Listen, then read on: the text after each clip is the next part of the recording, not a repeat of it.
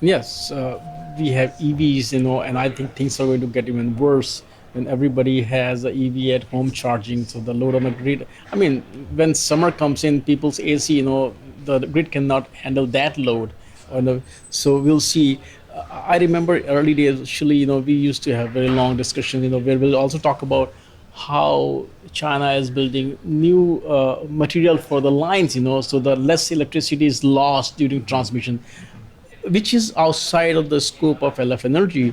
But what kind of changes are you seeing widely in the industry as being an enthusiast in the energy space when we talked last time, where even if they are outside of the scope of LF energy, but ultimately they are going to help with this energy transition or Yeah. to bring the load on the grid lower? I want to go back to something you mentioned where if everybody has EVs, things will get worse. I don't think that's a foregone conclusion because you could also think that EVs, if handled as grid contributing assets, could actually make things much better, right? You're just now adding millions of batteries to the grid, complemented by variable renewable generation.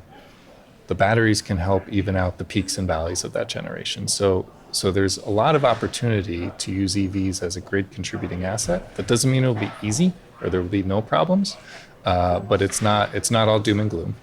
On the things outside of the scope of LF energy, so the DOE has been very prolific in advocating for non-traditional approaches to expanding grid capacity and addressing our problems. Many of those are digital solutions, but they also recommend a lot of, for example, reconductoring of transmission lines. So you have existing transmission lines that need new capacity, and instead of trying to build a completely new line, saying, well, let's take off this legacy wire, add on a wire that has more capacity, and therefore you get more transmission capacity. And then you don't have to deal with right-of-way issues or other challenges that come with building new transmission capacity. So that's one way.